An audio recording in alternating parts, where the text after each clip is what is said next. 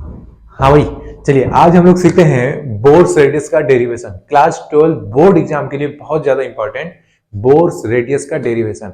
ये कभी कभी पूछेगा कि डेराइव करिए, और कभी कभी पूछेगा कि रिलेशन फाइंड करिए R is directly proportional to the n square.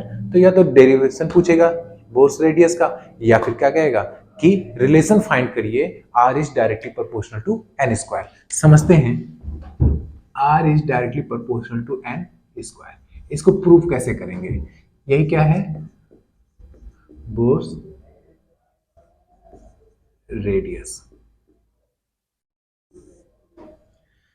अच्छा, कोई भी ऑर्बिट में कोई इलेक्ट्रॉन अगर है तो वो स्टेबल कब रहेगा अपने उस ऑर्बिट में? जब centripetal force is equal to हो किसके? इलेक्ट्रोस्टैटिक फोर्स के। सेंट्रिपिटल फोर्स बराबर हो इलेक्ट्रोस्टैटिक फोर्स के। अब अपने को मालूम है कि सेंट्रिपिटल फोर्स तो होता है mv² अपॉन आर, और इलेक्ट्रोस्टैटिक फोर्स होता है 1/4 pi epsilon naught Q1 Q2 upon R square. हम क्या करें कि इस mv² को ऐसे ही लिख लें, और ये जो 1/4 पाई एप्सिलॉन नॉट है, और ये Q1 Q2 है, चार्ज इलेक्ट्रॉन्स हैं, तो ये भी इलेक्ट्रॉन्स है और ये भी इलेक्ट्रॉन्स है अपन आर स्क्वायर। और इस वैल्यू को मल्टीप्लाई कर दें हम किससे? एटॉमिक नंबर से। तो ये अपने पास आ जाएगा value mv² upon R is equal to E² Z upon 4 pi epsilon naught R square. एक आर खत्म हो जाएगा, तो अपने पास आ जाएगा mv² is equal to ZE² upon 4 pi epsilon naught R. हम क्या करें, इस आर को इधर की ओर डिस्प्लेस्ड कर दें। तो जब इस आर को हम इधर की ओर भेज देंगे तो अपने पास वैल्यू हो जाएगा mv² is equal to ZE² upon 4 pi epsilon naught. 4 pi epsilon naught, ये अपना हो गया इक्वेशन फर्स्ट। ठीक है। अच्छा, बोर्स का सेकंड पोस्टुलेट क्या कहता है? बोर्स का सेकंड पोस्टुलेट करता है एंगुलर मोमेंटम, मतलब mvr is equal to nh upon 2 pi. तो हमने लिख दिया अकॉर्डिंग बोर्स सेकंड पोस्टुलेट क्या हो गया? mvr is equal to nh upon 2 pi.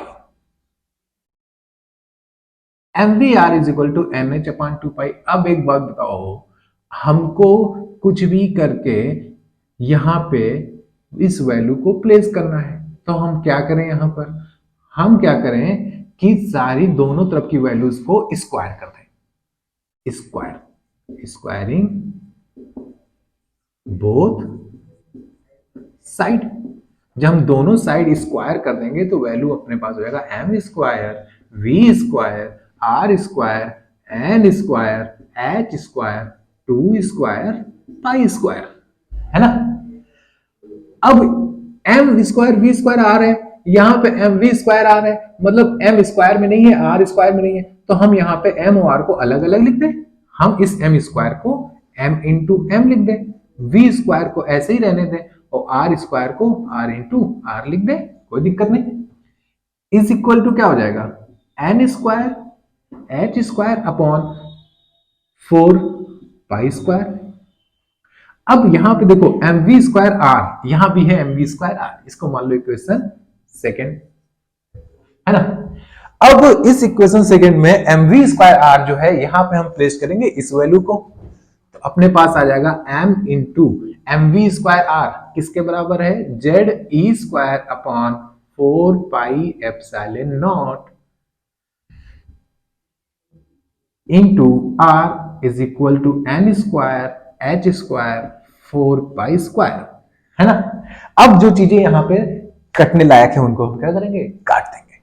तो देखो 4 से 4 खत्म, 1 पाई खत्म, और भी कुछ कटने लायक है? नहीं है, कोई बात नहीं। इस चीज को n के फॉर्म, r के फॉर्म में लिखें तो r इज इक्वल टू क्या हो जाएगा भाई? n² एच स्क्वायर, ये एप्सिलॉन नॉट इधर जाएगा, ऊपर आ जाएगा, upon Z E square M. तो हम लिख सकते हैं इसको Z M E square, Z M E square, ये आ जाएगा नीचे। एक पाई बच रहा है, एक पाई को भी यहां पे लिख लें, है ना। अच्छा, अब ध्यान से अगर देखो, यहां पे हमारे पास ये वैल्यू आई एन, प्रिंसिपल क्वांटम नंबर।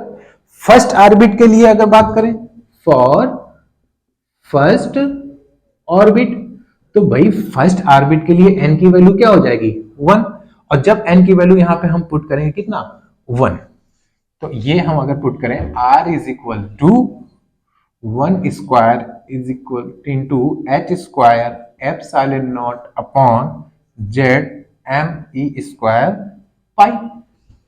अच्छा, फर्स्ट ऑर्बिट एन की वैल्यू 1, हाइड्रोजन एटम के लिए अगर हम बात करें तो जेड का एटॉमिक नंबर भी कितना हो जाएगा 1, तो यहां पे हम जेड की वैल्यू क्या पुट कर सकते हैं 1।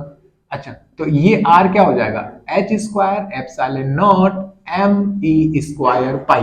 ध्यान दो यहां पर H Planck constant 6.6 10 to the power minus 34, epsilon naught 8.85 into 10 की power minus 12, mass of electron 9.1 into 10 to the power minus 31, charge of electron 1.6 into 10 की पावर माइनस 19 कूलम, पाई 22/7 या फिर 3.14। सारी वैल्यूज क्या है कांस्टेंट है।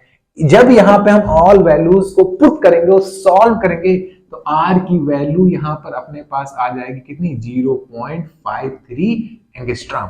और यहां पे ध्यान दीजिए एन स्क्वायर भी था, क्या था एन स्क्वायर, तो ये हो जाएगा एन स्क्वायर।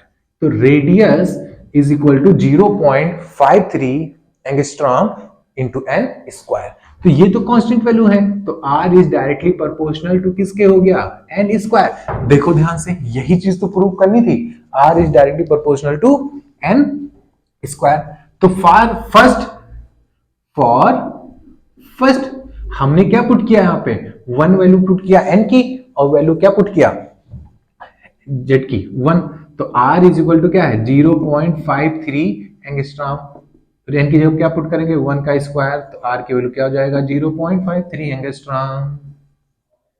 तो उसी तरह फॉर सेकेंड, अगर हम सेकेंड ऑर्बिट की बात करें तो आर इज इक्वल टू हो जाएगा 0.53 एंगस्ट्रॉम इनटू यहां पे क्या पुट करेंगे 2 का स्क्वायर, तो हो जाएगा R is equal to 0.53 angstrom into 4, मतलब अब ये क्या हो जाएगा 4 टाइम्स हो जाएगा। Similarly for third orbit, third orbit की बात करें अगर, तो थर्ड ऑर्बिट के लिए r इज इक्वल टू क्या हो जाएगा 0.53 इंटू 3 का स्क्वायर। इसका मतलब क्या हुआ कि देखो 1 फिर 4 फिर 9, इस रेशियो में क्या होगा कि इसका रेडियस जो है बढ़ता जाएगा। इसका मतलब दो ऑर्बिट्स के बीच में डिस्टेंस जो है वो इक्वल नहीं होगा, क्योंकि यहाँ पे रेशियो जो है एक सिमिलर रेशियो नहीं बढ़ रहा है। यहाँ पे क्या है 1, यहाँ पे 4, यहाँ पे फिर 9। जैसे जैसे ऑर्बिट बढ़ता जा रहा है साइज तेजी से बढ़ता जा रहा है। ठीक है, तो ये क्लास 12 के लिए बहुत इंपॉर्टेंट डेरिवेशन था जो हमने बता दिया। एक तो या तो पूछेगा कि रेडियस, बोर्स रेडियस फाइंड करिए, डिराइव करिए, या फिर आर और एन स्क्वायर में रिलेशन फाइंड करिए। और सबसे मजे की बात क्या है कि यहाँ से जो न्यूमेरिकल्स बनते हैं कि अगर कोई इलेक्ट्रॉन है वो फोर्थ ऑर्बिट में है, रेडियस बताइए, तो कुछ दिक्कत नहीं है, r equal to 0.53 n square का फार्मूला लगा देंगे और हम क्या काम करेंगे यहाँ पे 4 लिख देंगे, तो 4 4 जा 16 multiply by 0.53 angstrom, radius directly पता चल जाएगा। Thank you.